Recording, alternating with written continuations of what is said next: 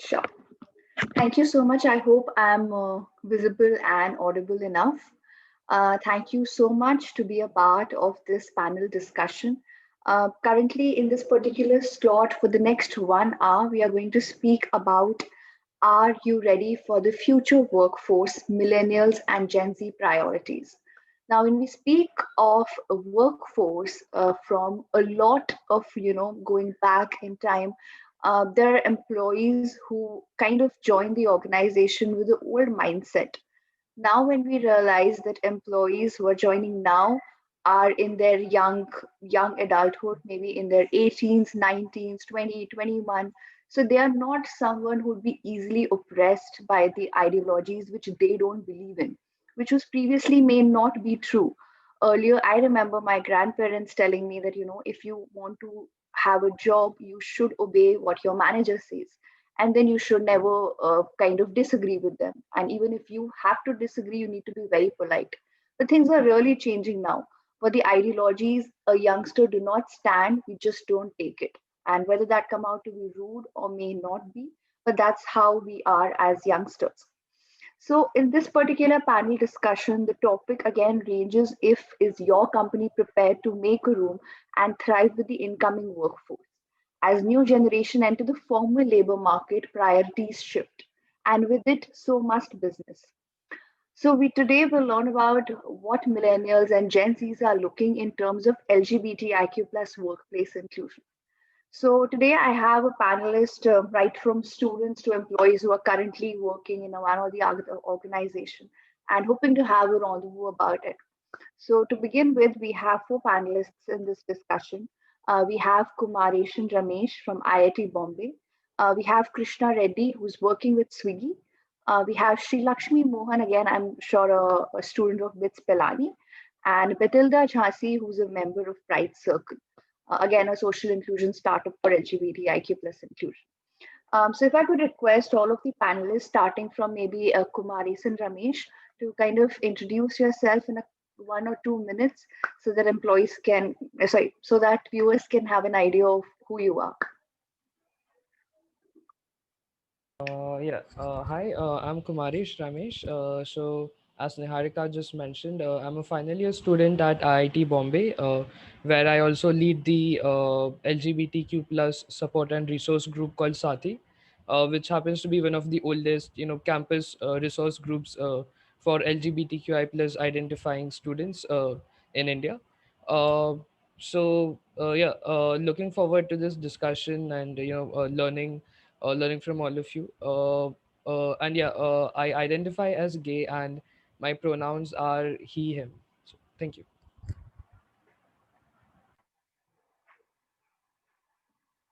Krishna, if we could have it from you. You're on mute. Oh, yeah, sure. Hi. Hello, everyone. I'm Krishna Reddy Medikonda, and currently I'm working with Swiggy as a data scientist. Previous to that, I was working with Fractal as a data scientist there too, and I graduated from IIT Bombay from electrical department. And my transition from the culture where I have developed and where I've been, like from a small village and town from Andhra Pradesh to college and IIT, and then my transition to job and Swiggy has been very drastic. I identify myself as gay, and immediately after that, maybe within 2 years of time, I accepted myself, and I let my society to accept myself and accept me. And I've been part of the Section 377 petition as a part of Pragriti Group, which is a pan-IIT LGBT group. As Kumaresh mentioned, he's a part of Sati, and yeah, I'm a little bit active when I was in campus too. And after that, when I joined a company called Q.A, which is a part of Fractal, and I told my CEO that I'm being a part of petition and all. He was very happy about that, and I was very happy to be part of that petition. And everyone is supportful. And then later on, I transited to Swiggy. Swiggy also has a support group of LGBT community, and we also have very diversity in Swiggy as a thing, and I was a part of that group. So as a person from like a small town to this, who am living in big cities and also big companies, so there's a lot of difference. We will discuss everything into the panel and all. So I'm ready for Right. that. Okay, thank you so much. Coming to Sri Lakshmi now. Hi everybody, I'm Sri Lakshmi. Like Niharika mentioned, I am currently a student in BITS Pilani. I'm pursuing my MBA from there. Along with that, I am part of Anchor, which is the LGBTQI support group and gender and sexuality cell of BITS Pilani. Me with a few of my friends, we revived the group and we are now looking forward to creating awareness on pan campus, all campuses of BITS Pilani, and at the same time provide a a listing platform and a safe space for people from students from the community on campus. So yeah, and I'm very happy to be here. Yes. And last but not the least, Patilda Chansi. Hi, folks. I'm Betelda. My pronouns are she, her. I'm working as a program manager at Pride Circle. Pride Circle is an LGBT HR consultancy. And I'm also a student pursuing my final year bachelor's from Mount Carmel College. I'm majoring in psychology, journalism, and English literature. And I'm very glad to be here and looking forward for a great conversation. Right. Thank you so much, guys, for your introduction. I'd also quickly talk about myself. Of course, my name is Neharika, and from last 3 years, I've been working with Infosys in the corporate diversity and inclusion team. And I'm leading the track for LGBTIQ plus inclusion for both Infosys India and partnered with Infosys other geographies, which are APAC, ANZ, US, New York, London, etc., etc. So all of that. I've been with Infosys for more than 3 years now, and this is primarily my job responsibilities to look at D&I policies, practices, and procedures at Infosys. Apart from that, I myself is also a psychology graduate and have previously worked with children who either had special needs or they were still discovering their sexual identity or their gender identity, so as to say. So I was working with Lady Harding Hospital, which is in Delhi. So that's a bit about myself. I'm glad to be able to moderate this discussion with all of you. And I hope all of us will be able to learn, and all the members who joined in will be able to learn some new things about what a millennial or a Gen Z generation is actually looking from the workforce. So, my first question to begin with will be to someone who's already working.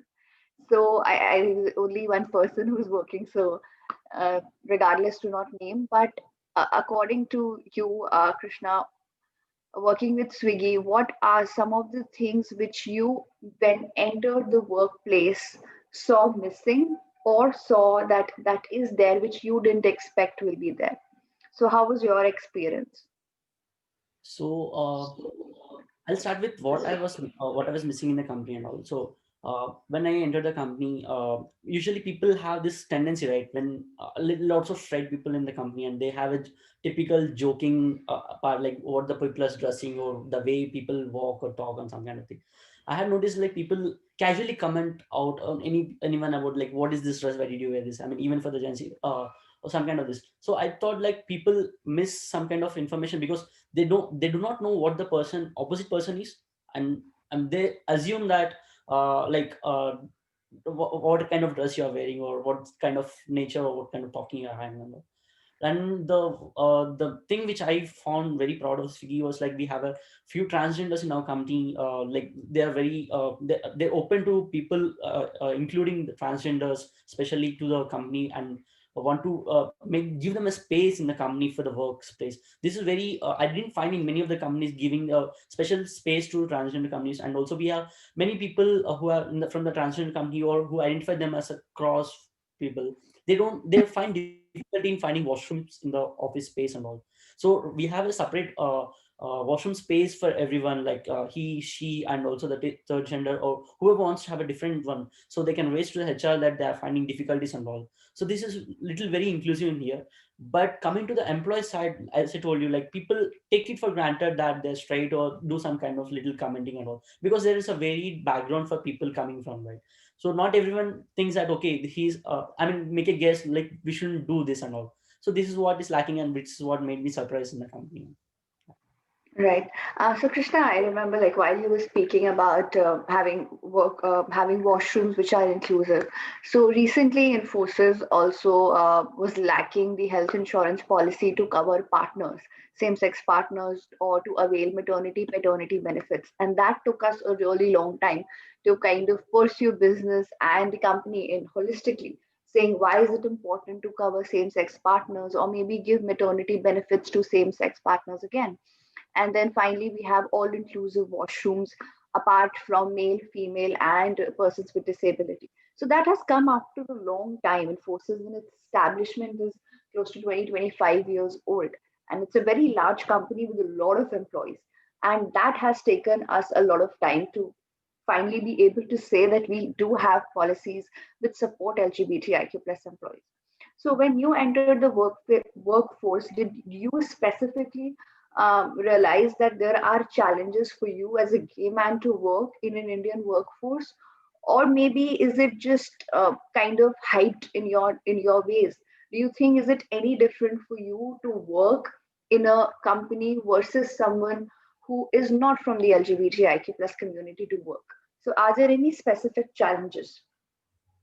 Yeah, it'll be challenging if the company is not accepting towards LGBT community, I mean LGBTI plus, because if the higher level people are not accepting us, then people take, I mean the people in the lower hierarchical level take us for granted, and they don't respect every community in that space.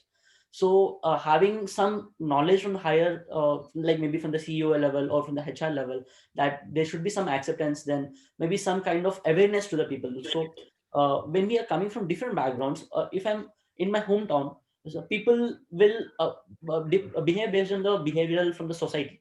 Right now, if you are in a space in office where LGBTI plus community is accepted, then the behavior structure would be changing. The company is not supporting LGBTI community, and the employees motivation or the behavior would be different from what the companies who's having the supportive groups. So I have noticed this, like wherever there's a space with acceptance and not acceptance, the people, the way they behave or the way they structure the policies and everything would change.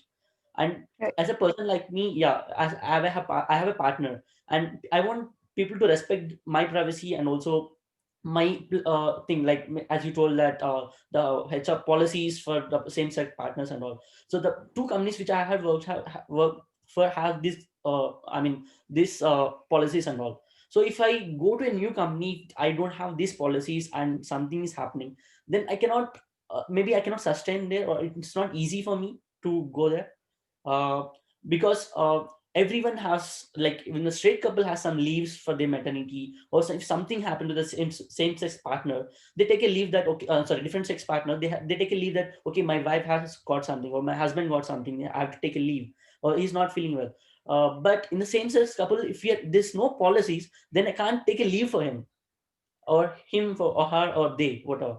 So this kind of emotional system is lacking if you don't have a support from LGBT, from the company side Right, to the LGBT community space.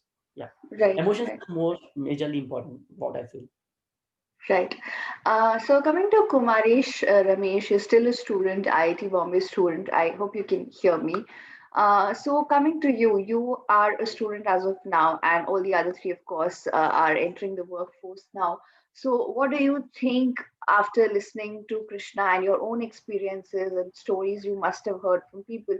Are there any specific expectations you, as a member of LGBTIQ plus community, look at while joining a company, or would that be as same as maybe looking at the company's brand and the salary maybe they're offering or the position they are hiring you at? So does these policies or practices really make an impact to you when you choose a company, or Uh, how does it go? So yeah, so partly this question might be redundant in the sense that I've already gotten placed just okay, a few days back. So I've gotten placed at Black and Veatch. congratulations. Yeah, thank you. So Black and Veatch is an engineering consultancy company who are quite vocal about their diversity and inclusion efforts. In fact, a lot of my interview did focus on my work with Sati. So even from what Krishna said, what I believe is that there are sort of two levels when you look at the inclusivity in the company. The first is company policies where that would enable you to that would treat you as an equal, right? You look at the HR policies, you look at inclusive bathrooms, gender neutral bathrooms, you look at non-discrimination clauses, and if they if the HR specifically mentions that sexual orientation or gender identity is not something that the company would discriminate against, because in India it's still not, it's still legal to discriminate against that, I believe. If the company mentions that, so that is a positive thing. So that is the first level. And the second level would be, if the company is actively promoting inclusion, through awareness efforts for the rest of the employees, or by participation in Pride, or if they have in their website they have they're prominent, they're prominent about supporting the community through employee resource groups. So that, I believe, is the second level. So personally, when I'm looking for company, for me it is definitely important that you know the first level is absolutely necessary, I believe. And the second level is something that if it's present, then I'd really love to work for that company. Because uh, you know uh, at the start we may say, okay, we don't really care, but at some point, say if you get outed, or if I was not really out, I get outed, or uh, you know uh, i I have a partner, I don't but if and when I do have a partner, and I want to call them to a company event, would others mock me, or would others mock my partner, or how would I be received, how would we be received? So that is something which is important, which is why I believe, for me it is definitely important that the company is vocal about inclusion and diversity. Right, right. So coming to Betelda and Sri Lakshmi, while I have posed this question already to Kumaresh and Krishna, there's a message pop up from one of the members who's currently looking at watching us. They say that I guess 377 has removed the discrimination against community legally. So for those who are not aware of what Section 377 is, that they decriminalize any kind of homosexual activities between two consensual homosexual partners who have achieved 18 years of age. If I'm not wrong, that's what Section 377 really is now scrapped. So now it is no more illegal.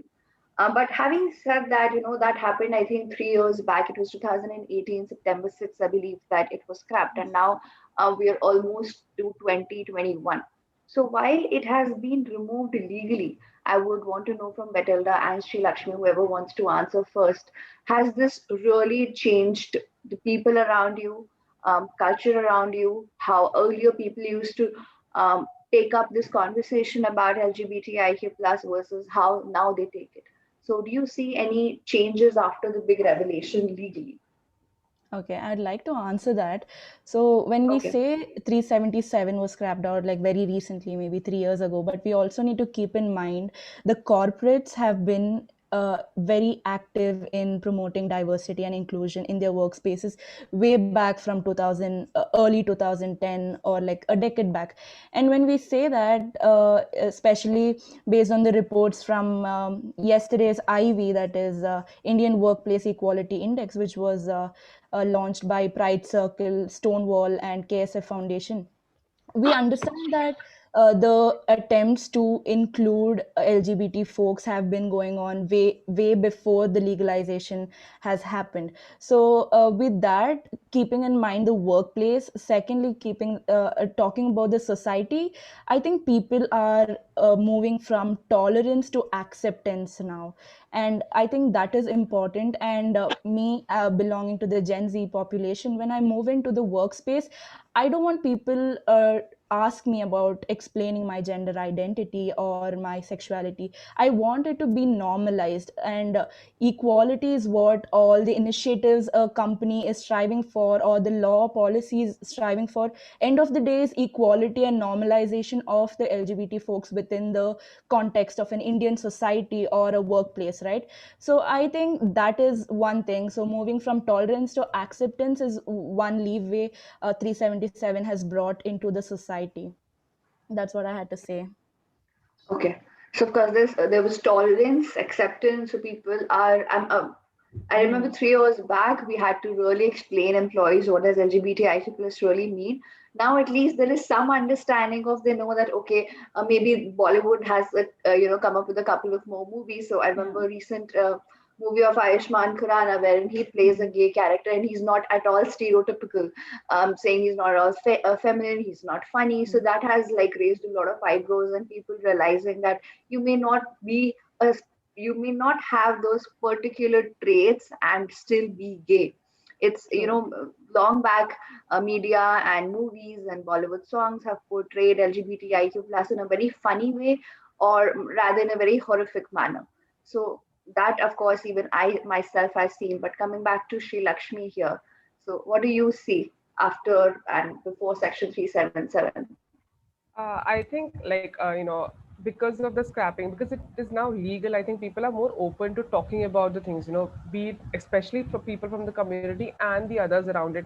Considering, when you hear someone come out and you say that, okay, fine, they are, when you know that they're not illegal, or, they will not be in trouble for coming out like that, you feel a little more at peace saying that, okay, fine, the acceptance, of course, like Batla has said, that it has increased.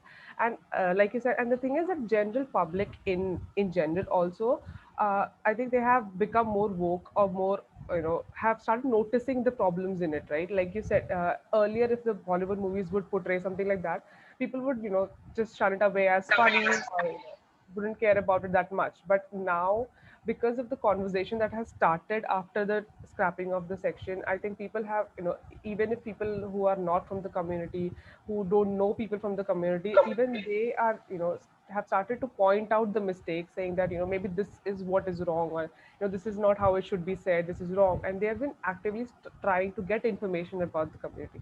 I think that is one of the bigger things about, scrapping of the section, that people have actively started to know what the community means, and especially away from, just the basic things, be it gay, lesbian, and trans.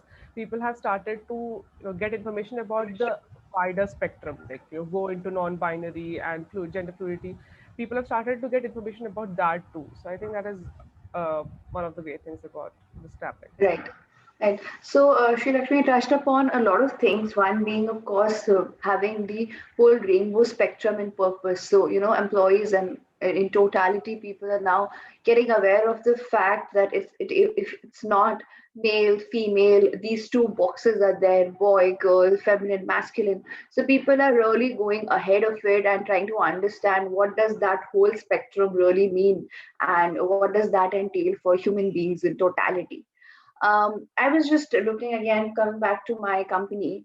There are a lot of employees who are not from the LGBTIQ community ask us that why is DNI team focusing on LGBTIQ plus community? Why are we bringing sexuality at work?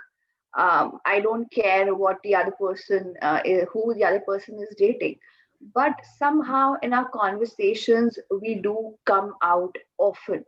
So I, being an ally, when I have, say, team meetings, I always talk about my husband, or say talking about my in-laws, that, oh, I was late today because my husband forgot his lunch. Maybe just randomly saying that, oh, yeah, my kid was not feeling well today. So somehow, not directly but indirectly, I've come out as a heterosexual employee, saying that I have a husband and I have kids. But that really changes for LGBTIQ plus community, and it really labels them as coming out, which becomes like a whole process. And I feel that is a biggest challenge which I have seen in employees who are from the community. This constant need of coming out and telling others who they are, what they are, and then kind of answering 100 more questions which come up saying, are your parents aware of it? How do you feel? When did you know about it? Is it a medical problem? Or did your parents do anything wrong? Did you do anything wrong? Can we take you to a hospital? And unnecessary numerous questions which are rude, which are insensitive, but it's just that they don't know about it. They are not people. I know this for a fact that many people, though of course some of them are really homophobic, some of them are genuinely not aware of anything. And that, I believe, is the pressing challenge for everyone, whether that be in India or abroad, to know about it. So, coming to again the whole panel, whoever wants to answer it first, what will be, according to you, some pressing challenges which the LGBTIQ plus community or the allies need to really work on? I'd like to answer that. Yeah, So, better. So first of all, I would like to take the workplace context. So when we say challenges, right, a person needs to carry themselves whole to a place to be productive or to be themselves within the space they are working with for over 8 to 10 hours a day. And there, I don't want to when I say I represent the LGBT community, I don't want to change the pronouns of my partner. I don't want to, pretend like I am cishet end of the day. So that is one thing. And these are the challenges, right? And to help being out and feeling safe within a workplace or a community, representation or role models within the managerial hierarchy, or like the decision making hierarchy, where people are out as LGBT folks or as allies, plays a very important role for younger people, to feel safe, and that sense of belonging within a workplace, or be it anywhere, maybe even colleges per se. If a faculty is out, it is very easy for me to come out within the class, or a safe space feels like a safe space when you have someone elderly or someone with more power than you, representing the same community. So that is one challenge, and how it can be kind of get ridden of. Yeah. Right.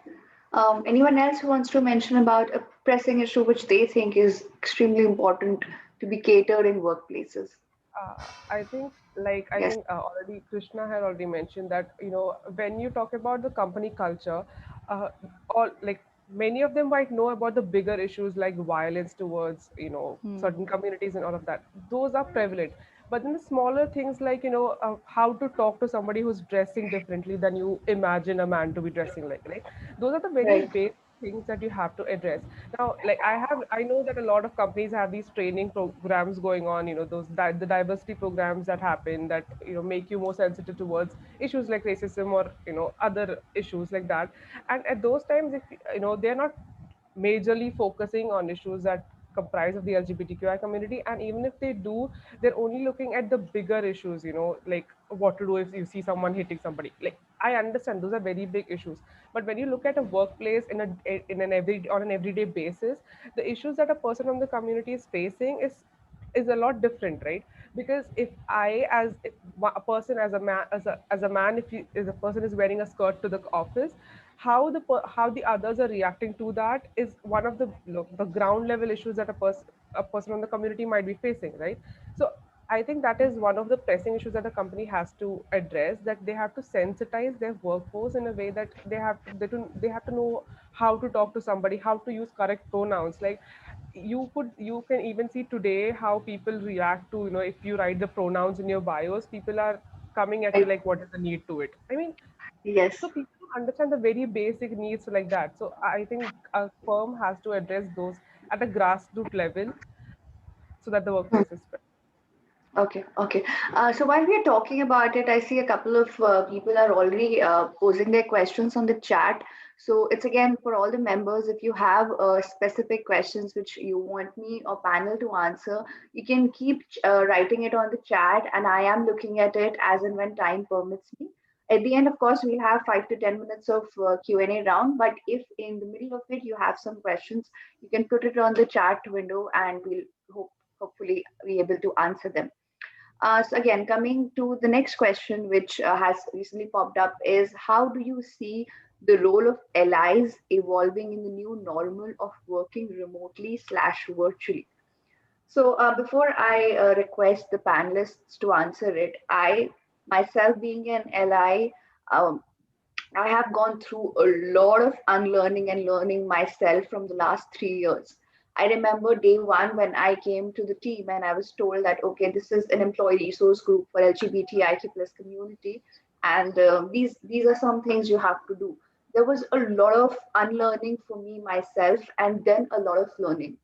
And I feel, I don't know how it would be changed working remotely or virtually, the role of allies, but in totality, I see, and what I have learned is that I did not know most of the things I know now of LGBTIQ plus community.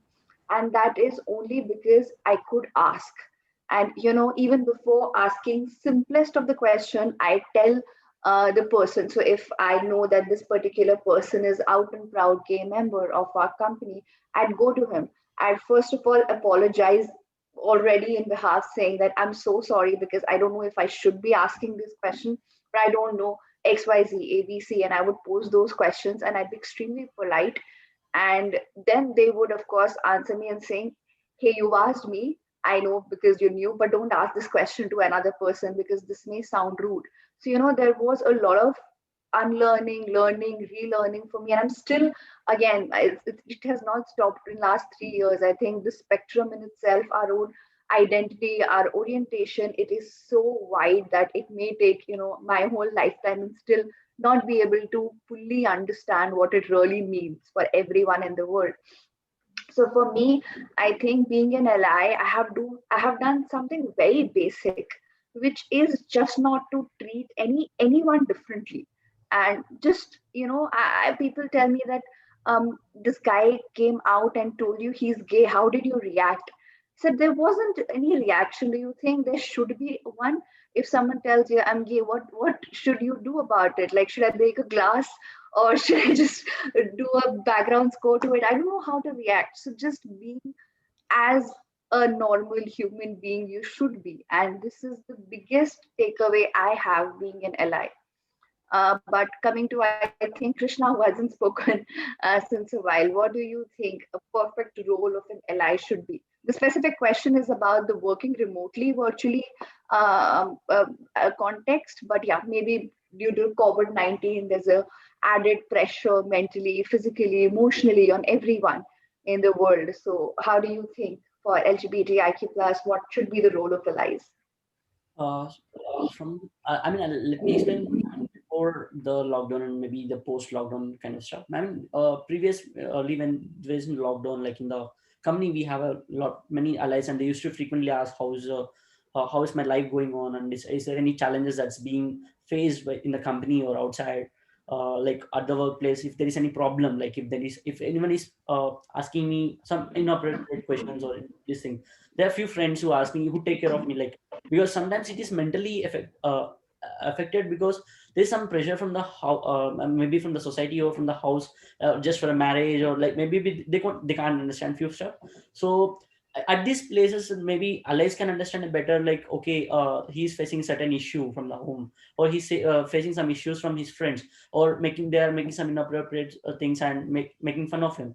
So at this place, I usually share with my allies, okay, this is happening in the office, or this is what happened with me, or this is what happened with my manager now. But right now in the post lockdown kind of situation, so there is nothing much, I mean, the interactions between the colleagues has been reduced, and not much things is happening maybe to see in the company what's going on and all. But especially the mental health has been affected, maybe because the work pressure has increased. Like, to talk to them virtually, it's not possible every time to talk to them virtually. Maybe some things you can share in person. So that personal emotions has been reduced since the lockdown. And maybe some people have partners, or some people like to stay in their own particular cities. Right now many people have been traveled to home, they're staying with their parents where they're not comfortable with sharing their sexuality with their parents because they can't understand, and they're staying at their home just suppressing their feelings and all. So during these times, maybe a call to an ally, or call to people who understand that, okay, this is what I'm facing, a bit relief, or an ally can call to them, hey, what's happening with you at home. Maybe just contact, just that will make them happy, feel them happy, okay, a person is there for me to ask, maybe to take care of me, something, this kind of small issue or small call would help us, I mean, talk to, I mean, will feel us happy. You can see on my face, some people call me like, hey, how is the situation going on, how is my boyfriend, or what are they doing, how is the situation, just once in a while. That's what I feel from my side. Okay. Yes. I'd like to Coming jump in to and add a point here. When they ask remotely or virtually, it can be as the smallest thing of using the right pronouns when you're addressing, and an email can go a long way, for a non-binary person or like a gender fluid person. If their pronouns are they, them, just addressing them as with a gender neutral term, maybe in a chat or like during an like a virtual meeting or in an email, goes a long way. So that way allyship can be taken forward even virtually or digitally. right, right. Yes. Coming to Ramesh now, Kumari Ramesh, the question again is similar to what was posed before. It says again, in the current context of pandemic, how inclusion has been affected and how the future look like. Only today in the newspapers, I was reading that to take the whole world go COVID free and come back to the previous routine or normalcy we had, it will take close to 2-3 years, even if we start vaccinating employees now. So it is a long way. Work from home is going to stay. Online meetings are going to stay. This distancing, physical distancing, social distancing is going to stay. How has that impacted mental health of any person, regardless of their sexual identity or gender identity, and then specific to LGBTIQ plus community? Yeah. So it was sort of essentially our final year of college when we were sort of told to go back to home. We were expecting, okay, final year it would be fun with our friends, but we had to go home, and sort of in the start it really has been, you know, did take a great toll on my mental health specifically, right? Even though sort of I'm out to my family, it was still not the environment that I was hoping for, that I would be spending my final year in final year. But even what I have heard from my other friends who are, from the community, as well as, in general, who are stuck at home, the thing is that many of us, be it if we were staying in college for the past 4 years, or if we are sort of working in Mumbai, Bangalore, but our parents are staying somewhere else, and we have been away from our parents for quite some time, and now that we are sort of forced to face the reality of living with them, interacting with them, it takes time to adjust. So that has taken a toll on our mental health. But I believe 6 months, for some of us, I think it has gotten better. So maybe that's definitely a good thing. So in when you talk about the pandemic, we all know it's going to take a long time. So I believe one is, of course, as Krishna said, just a simple phone call. It is very important that you try and stay in touch with your friends, with people who you can share things freely, because now that you don't see them on a daily basis, uh, you'll have to force these interactions. You'll have to make the effort to pick up your phone and call them. So that is something you'll have to do, but it is very important. Even today, I just call one of my friends daily, even though we don't have anything to discuss. We just make sure that we are in touch. So that is one thing we have to do. And the second is that maybe we can make use of this virtual environment that people are staying in. And uh, earlier it would be the case that people would be too busy to attend, say, a diversity and inclusion session that is organized in the workplace, or you know people just don't have time or don't have the inclination. But now you can have virtual seminars, and just like the one we are having right now.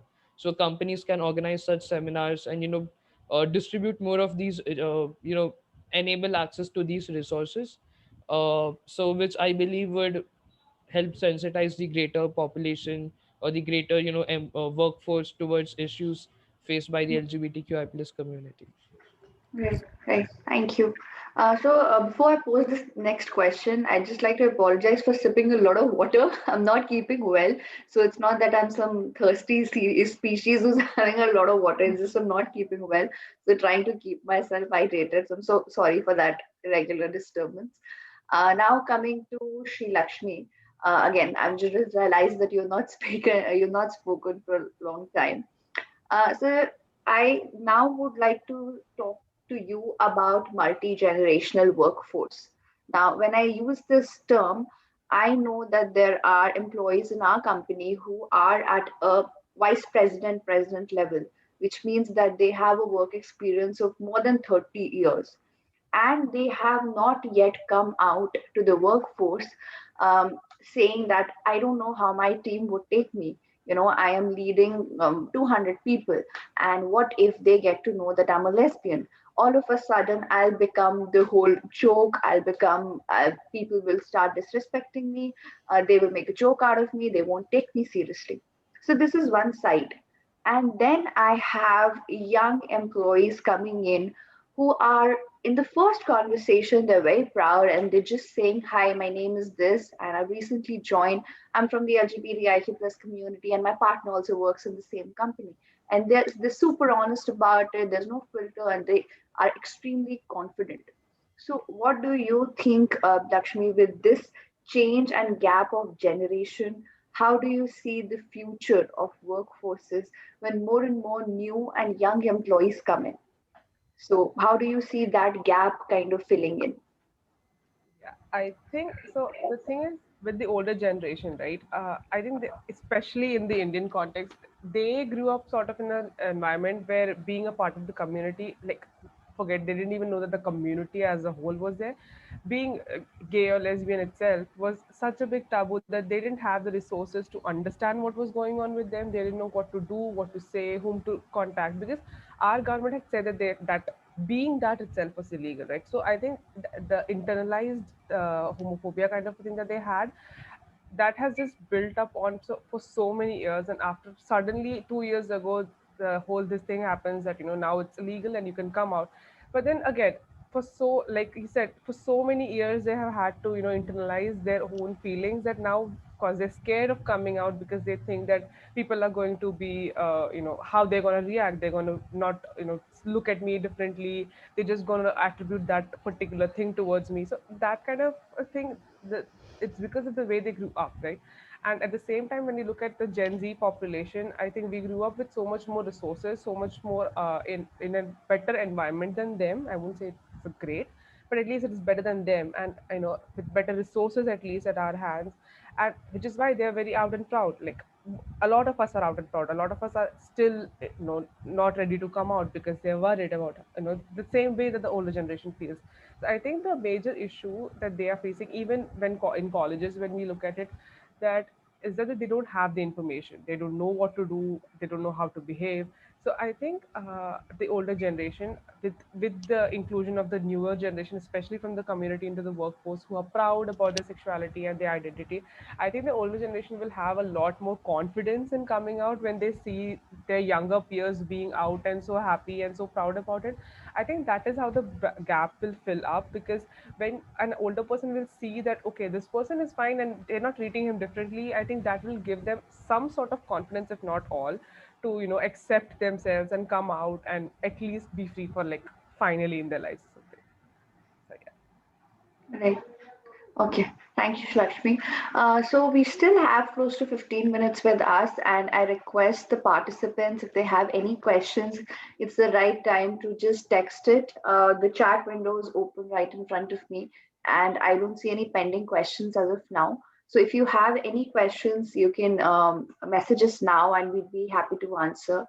And meanwhile, when the participants do so, I'd have a final remark starting, say, from Betilda, and the final remarks which I am looking from all of you is how the role of yourself, role of families, friends, finally your workforce plays in totality of how an individual accepts themselves and respect themselves.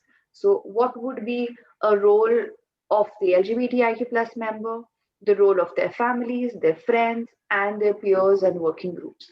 So I'd maybe request Betilda to have that final remark. Yeah, so end of the day, everyone needs to feel the sense of belonging, may it be family or workplace, right? But many are not fortunate enough to come out to their families, scared of not being accepted or treated very differently in the family, or maybe more like seen as a disappointment and stuff like that. So that way, taking in whole totality, we need to understand intersectionality of neurodivergence and queer folks as well, which is very, very important when it comes to mental health and queer affirmative mental health, and being getting access to that. Maybe we can't get access to that maybe from the family perspective, because if we are not out, so that's when we turn to workplace. And when the workplace is safer or our colleagues are more accepting, being ourselves within the workspace can go a long way in identifying and realizing our self-worth. And that's what I had to say. Okay, Thank you, Betilda. Anyone else who wants to add on? I also have a remark in the chat window. They say that baby boomers, those who are in closet, are having family and kids. They have strong family, society, and parental burden to come out. We should empathize with them. Any comments on this particular message, maybe Sri Lakshmi? I totally agree to that because, like I said, they have had it so hard. So considering they have been in closet for so long, they have had it so they have been pulling themselves down for so long. If you see somebody who's struggling with that, I think even if you're not from the community, even if you're just an ally, I think you should be really really sweet to them, and you should empathize with the fact that they had to do what they had to do at that time. And finally, if now they're trying to accept themselves and come out, I think we should empathize with them more so, because it takes a lot of courage. It takes a lot of courage to come out nevertheless, and to come out after so long, after having a family and all of that, and thinking what they would also think about them, because the kind of things that would go in their minds when you come out to them, all of that will create, of course, a lot of burden on themselves. So if somebody like that is coming out to you, I think that you should be really really empathize with them and their situation. Okay, perfect. So I have another question which says, what are the expectations from the allies of the community? So maybe we are five of us, and I'd request one word from each of you, different words which you think should be expected from allies as members. What are some of the expectations? Maybe starting again from Sri Lakshmi. What do you think? Maybe if you can say five, each of us have one traits. um, so what I expect from allies would be to speak up, and use their privilege to support the community. Okay, so speaking up is one thing. Second, maybe Krishna. It equally. Sorry, treat equal. Okay, be speak up, treat equal. Betilda. I would say normalize our presence within the space. Don't treat us Okay, like very differently. We are just you, just that our orientation or our identity is different. So, normalizing our presence within the space is what I would like from the allies. okay. Kumarish, what would you expect from the allies? Not expectation really, but personally, just ask if you're in doubt, ask me. Right? Don't assume. Don't be afraid. Just ask if you're if, ask respectfully. Okay, so I think that pretty much answers the question. So stand up, ask questions if you have, but be polite, treat equally, and of course, treat no differently. That's again on similar lines. So, any other final remarks? If I could have, we have 10 minutes, and a long question has come in. But before that, maybe final remark from Krishna still pending.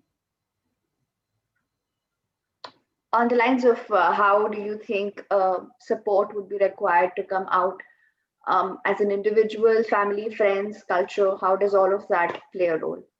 Yeah, so let me talk you like from the perspective of like friends, from the family and the siblings. And I mean, I'll make different between siblings and family. I mean parents, I feel here.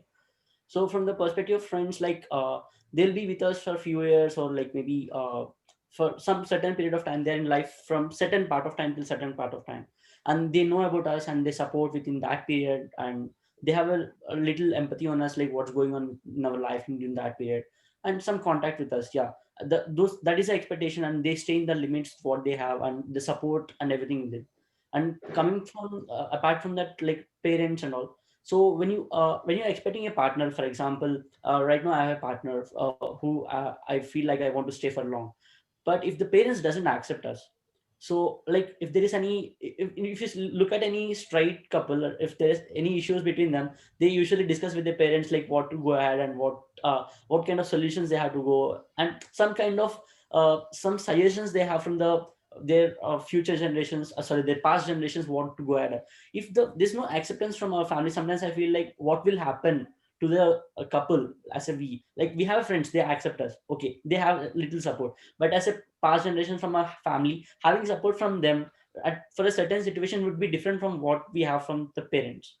So accepting from the parent side, making them understand a bit. That is very difficult right now because of the generation gaps and all, because they look at the society like our children has to get married, we need to have grandkids and all. Sometimes what they, even if they understand the situation, they'll be in denial. No, no, no, my son is like this, and they try to understand, they wait for some years and all, and they think that what their cousins would think about us, like what is happening about my future. Like we need to, as a part of LGBT community, I assure them that I'll be happy, because they always think that their kid has to be happy with some partner and all.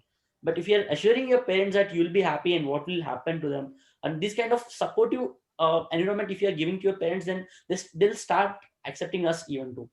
So this is what I understand from my parents, what they are thinking. And the siblings Right. are also little important.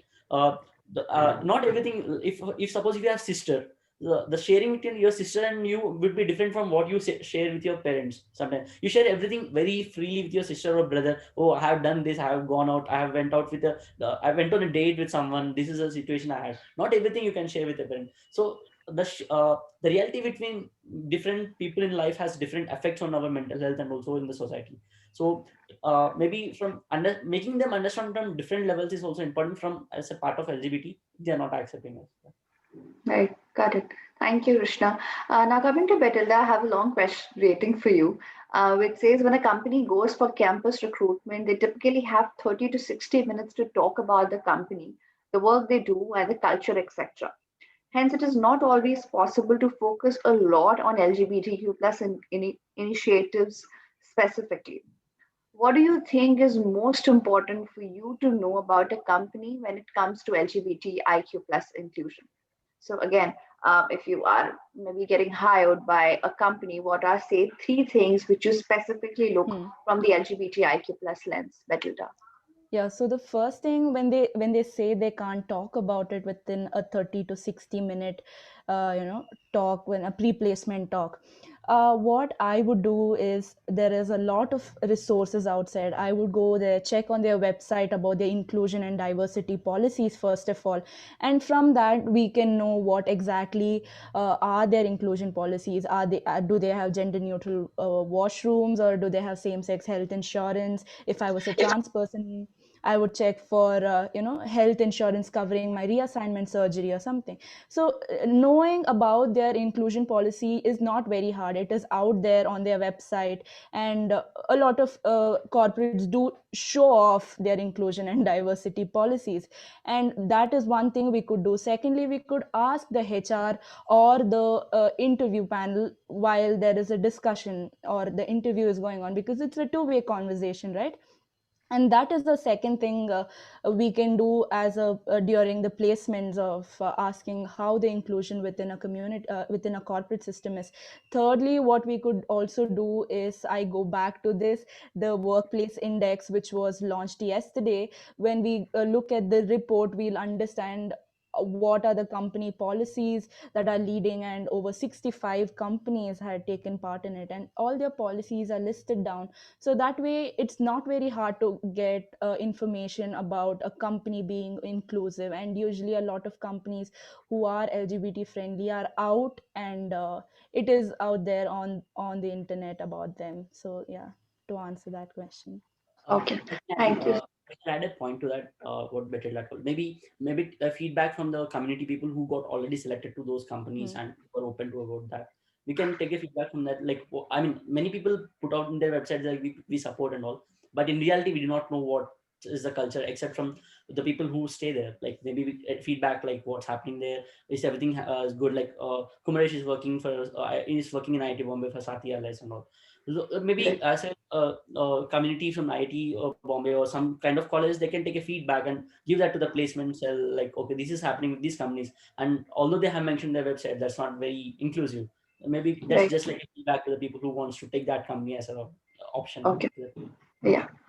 So we just have 3 to 4 minutes more. A final remark from Kumaresh. Ramesh is left. So you're the one who is just going to join the new company. So how do you think? What are your expectations, if there are at all any? And how do you think, again, a company can talk about LGBTIQ plus inclusion? What are some of the things you'd be more interested to invest your time in?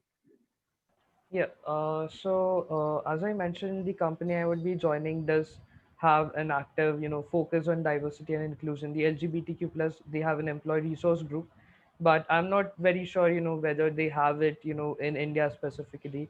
I'd probably make a point to check on the workplace equality index.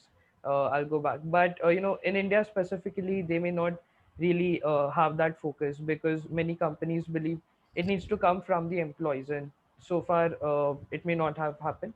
So that is something I'd be really interested, in expanding their efforts in India, the resource groups that they have, back in their home office in the US.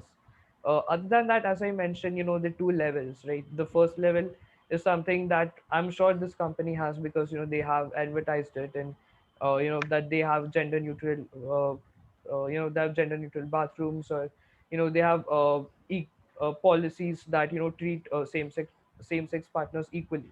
So that is something I definitely like to see, that all companies make that change. And the second, which is something that I would like to be a part of and help the company with, is in promoting awareness or sensitization of the larger workforce.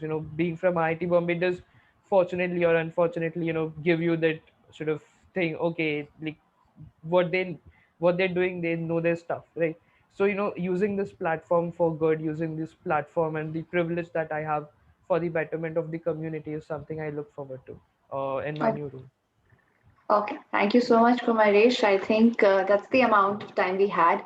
Only a couple of more minutes left. So, on behalf of all the panelists, I would like to thank Out and Equal team to organize not just this panel discussion, but the whole event in totality. I was just looking at the agenda and fortunately could spare some time out for other conversations which were happening, and all of them seem very interesting and very kind of things which we should be talking about.